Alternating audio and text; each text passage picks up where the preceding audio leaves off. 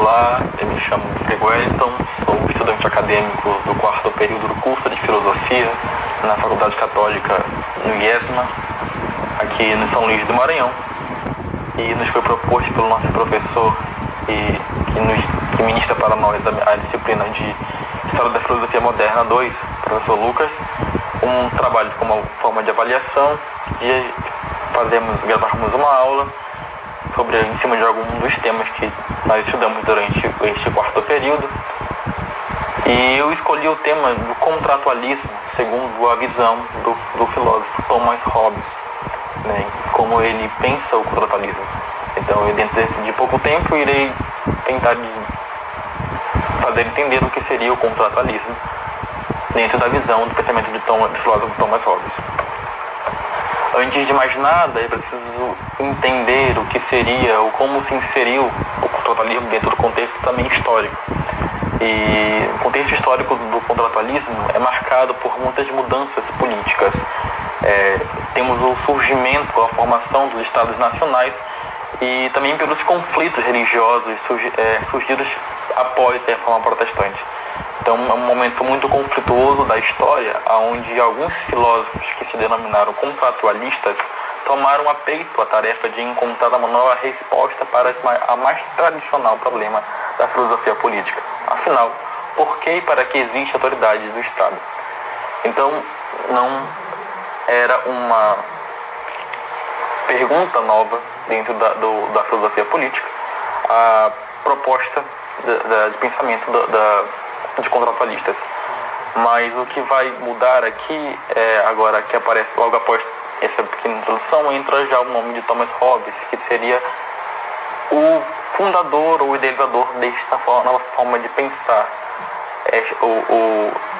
ou encontrar meios para se alcançar a resposta para essa pergunta. Então, temos Thomas Hobbes, que vai mostrar de uma forma simples ou inovadora esta nova forma de chegar a esta pergunta. Então, a perspectiva contratualista é interessante e inovadora, pois não foi exatamente a questão que ela levantou, mas sim o modo como ela tentou resolvê-la. Então, o grande macete ou a grande diferença aqui dos contratualistas é justamente a forma como eles vão buscar alcançar a resposta para essa pergunta já tão batida dentro da filosofia política, desde ali dos primeiros filósofos que se debruçaram a chegar a essa pergunta. Então, basicamente, ela se sustenta, né, o raciocínio se fundamenta em como pensarmos em um Estado no qual não existisse o Estado. Pensarmos numa sociedade, sendo mais claro, uma sociedade no qual o Estado não existiria. E as pessoas viveriam livres de uma forma muito natural, É o termo que Hobbes usa, chamado de estado de natureza. As pessoas seriam livres para viver da forma como elas bem entendessem. Não teríamos aqui a visão do Estado, não teríamos um governante, a visão de um governante. As pessoas seriam livres de fazer suas escolhas para viver a vida de acordo com aquilo que elas almejam ser o correto. Esse seria, em base, o fundamento do contratualismo. Vivessem, de fato, dentro de um estado de natureza no qual não se precisasse do Estado. A sociedade viveria de acordo com os seus interesses. Cada um seria livre para fazer suas escolhas.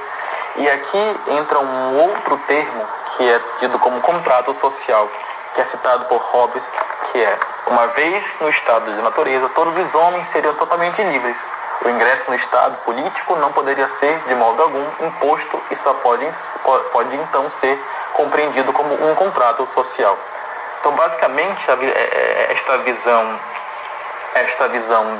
de contrato, não um contrato literal e real, mas um contrato hipotético, no qual você escolheria fazer parte ou não do Estado político. Você é livre, você tem a sua liberdade para viver a sua vida da forma como você bem entendesse. E dentro dessa realidade, você, de livre e espontânea vontade, se estaria presente ali dentro como um contrato de fato.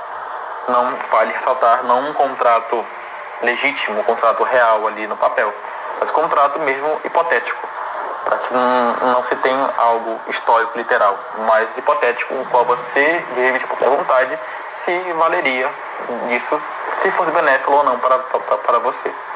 Então, esta é a visão que Hobbes ou os contratualistas, a princípio, tinham, né, de como a sociedade só poderia viver de acordo com a sua liberdade, o estado de natureza, e elas seriam ali, de fato, se quisessem, de livre poder e vontade, chegariam e assinariam esse contrato social no qual eu faria parte do estado político. Mas, só que aí temos aí, isso basicamente seria em tese ali, em que se fundamenta o contratualismo. É por isso que o nome se dá é contratualismo, né? Porque é justamente um contrato que se assinaria.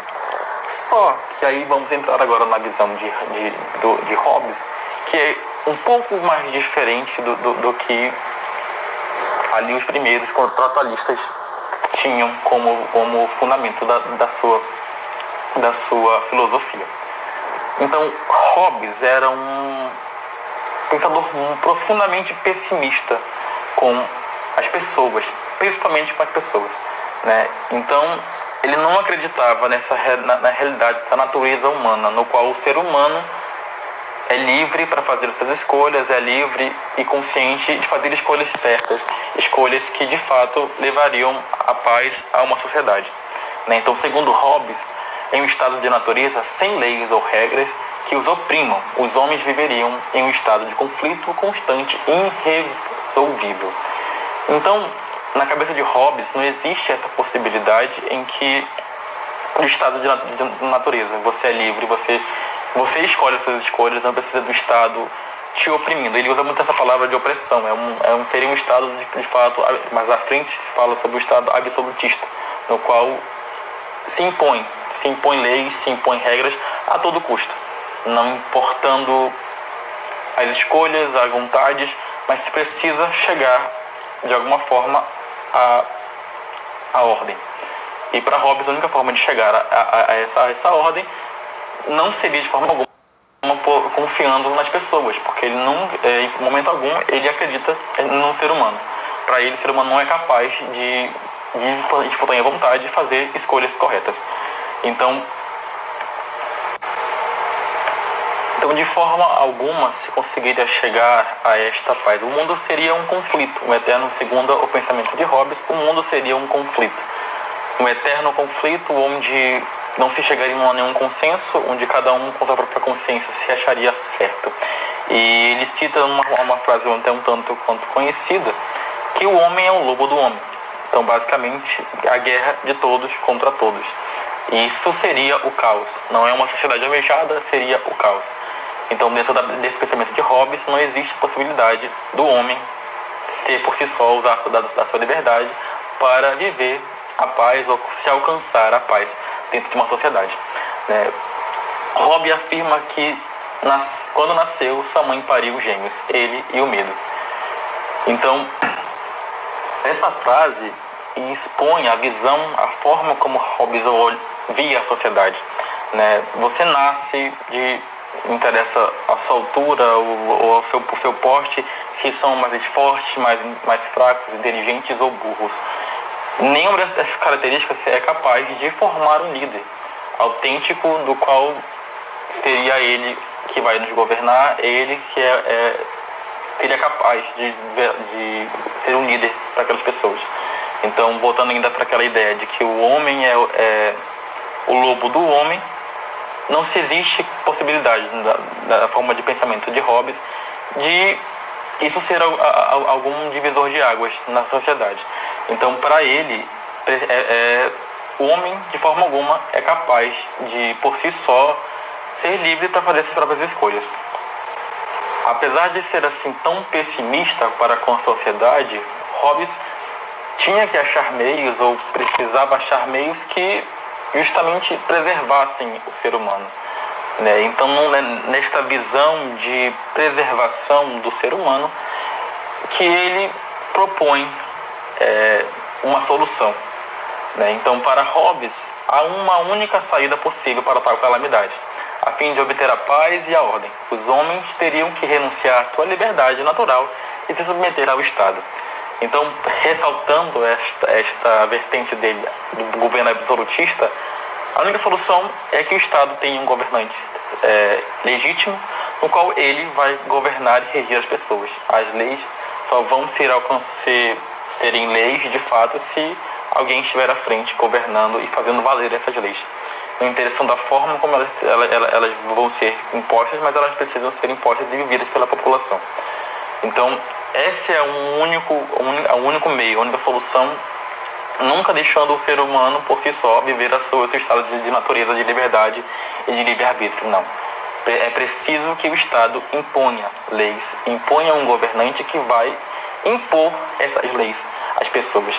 Então, é preciso se submeter. Não existe essa possibilidade de um Estado liberto, um Estado onde as pessoas possam estar livres. É preciso que o Estado esteja ali, de fato, em cima, fazendo com que as coisas aconteçam. E a consequência mais imediata da filosofia política de Hobbes é a defesa do absolutismo como forma de governo. Como eu já havia ressaltado, é o governo absolutista, no qual não importa os seus quereres, você precisa se submeter ao Estado. Então, esse é o contrato social rebesiano. Não existe outra forma, o contrato social dele é esse. É preciso que o Estado, de alguma forma de governo absolutista, imponha as leis ao povo. Essa é a única forma de chegar à ordem. Não existe uma outra maneira, uma outra possibilidade de se chegar à ordem. É preciso preservar o ser humano, é preciso tentar viver, mas não de forma livre, não de uma forma na qual eu faço minhas escolhas. O Estado precisa fazer as escolhas por nós. Então, o seu poder, segundo Hobbes, deve ser fortemente concentrado e o governante está autorizado a fazer tudo o que for necessário a fim de manter a ordem, ainda que pareça imoral. Então, não há escrúpulos para o governante. Ele precisa ser um governante, independente daquilo que ele precisa fazer, mas ele precisa alcançar a ordem e se afastar do caos e da guerra. E a guerra social entre as pessoas, entre o homem ser o lobo do homem, não é um estado no qual se possa viver. Então, para Hobbes, isso não existe. Não existe possibilidade alguma disso acontecer.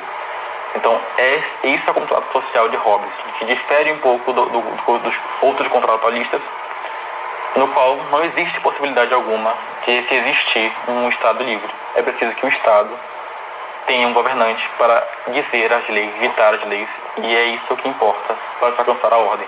Fora isso, temos o caos, a guerra e, enfim, não existe uma sociedade que possa encontrar paz sem o governo ali em cima fazendo valer estas leis. Então, em resumo, uma coisa bem sucinta, é isso que compende o Estado para Hobbes. O contrato social de Hobbes é isso. Thomas Hobbes via dessa única forma. Só existe a sociedade que vai viver coesa e em paz se existir esse contrato imposto, no qual o governo, o Estado vai se impor e obrigar as pessoas a viverem de acordo com as leis e a se afastarem da guerra, em que um é livre para fazer as suas próprias escolhas. E esse é o modo de pensar do contratualismo de Thomas Hobbes. Eu espero ter feito entender, e essa foi a minha explanação rápida e sucinta, mais resumida possível, do contratualismo de Thomas Hobbes. Muito obrigado, e é isso.